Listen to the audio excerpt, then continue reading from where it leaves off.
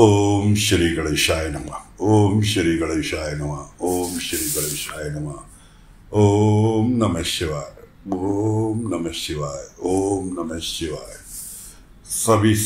सभी भक्तों, देवियों, सज्जनों, भाइयों, दोस्तों, सभी को मेरा नमस्कार।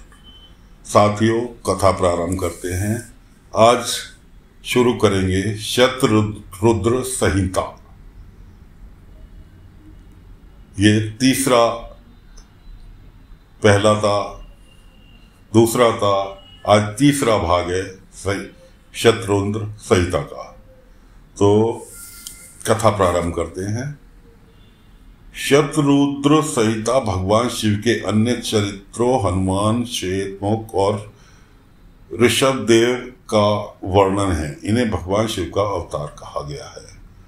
शिव की 8 मूर्तियां भी बताई गई हैं। इन 8 मूर्तियों में से भूमि, जल, अग्नि, पवन, अंतरिक्ष, क्षेत्रज, सूर्य, चंद्र, अधिशिष्ट तथा इस संहिता में शिव के लोक प्रसिद्ध अर्धनारीश्वर रूप का धारण करने की कथा बताई गई है। यह स्वरूप सृष्टि विकास में मैथुनी क्रिया के योगदान के लिए धरा गया था। शिव लीला का वर्णन। शतरुद्र संहिता में भगवान शिव के विभिन्न अवतारों की उत्पत्ति और लीलाओं का वर्णन किया गया है। यह संहिता के आरंभ में भगवान महादेव के 5 अवतारों का वर्णन किया गया है। ये अवतार हैं संज्ञोजात, वामदेव, तत्पुरुष, अघोर, ईशान। विभिन्न कल्पों में भगवान शिव उपयुक्त वर्णित अवतार धारण कर ब्रह्मा जी को सृष्टि रचना के लिए प्रेरित करते हैं। सनकादि ऋषियों के प्रश्न पर स्वयं शिवजी ने रुद्राष्टध्यायी के मंत्रों द्वारा अभिषेक का महत्व बतलाया है, भूरी प्रशंसा की है और बड़ा फल दिखाया है। इस प्रकार वेदों एवं उपनिषदों में भगवान शिव को उद्धारक स्वरूप है। शिव पुराण की शतरुद्र संहिता के द्वितीय अध्याय में भगवान शिव को अष्टमूर्ति कहकर उनके 8 रूपों सर्व, भव्य, रुद्र, उग्र, भीम, पशुपति, ईशान, महादेव का उल्लेख है। शिव की इन अष्टमूर्तियों द्वारा 5 महाभूत तत्व ईशान, सूर्य, महादेव, चंद्र, क्षेत्र, जीव, अधिशिष्ट है। चराचर विश्व को धारण करना, भव्य जगत के बाहर भीतर वर्तमान स्पंदित होना, आकाशात्मक रूप भीम, समस्त क्षेत्रों के जीवों का पापनाशक पशुपति, जगत का प्रकाशक सूर्य, ईशान, धुलोक में भ्रमण करने को आवाहन देना महादेव रूप है। 11वें रुद्र हनुमान। शतरुद्र संहिता में श्री राम के भक्त हनुमान को रुद्रों में 11वां रुद्र माना गया है।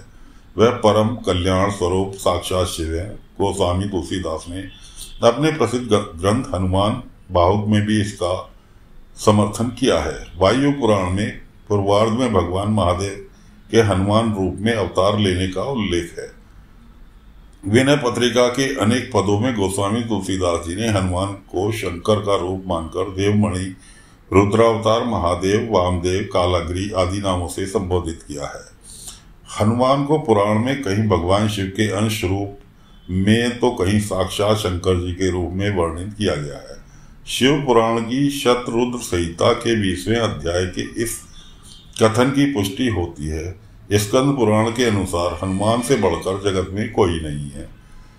किसी भी दृष्टि से चाहे पराक्रम, उत्साह, मति और प्रताप, वर विचार करे अथवा शील, माधुर्य और नीति को देखें, चाहे गंभीर्य, चातुर्य और धैर्य को देखें, इस विशाल ब्रह्मांड में हनुमान जैसा कोई नहीं है। हनुमान जी के लिए वायुपुत्र का जो प्रयोग होता है उसकी दार्शनिक प्रतीकात्मक भूमिका जानना अनिवार्य है। वायु गति, पराक्रम, विद्या, भक्ति और प्राण शब्द का प्राय है।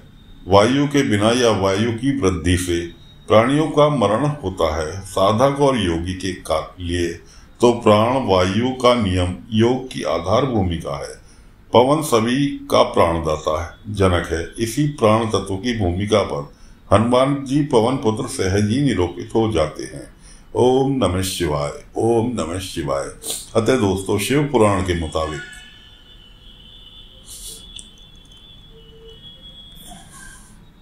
शत्रु संहिता का अध्याय यहाँ समाप्त करते हैं।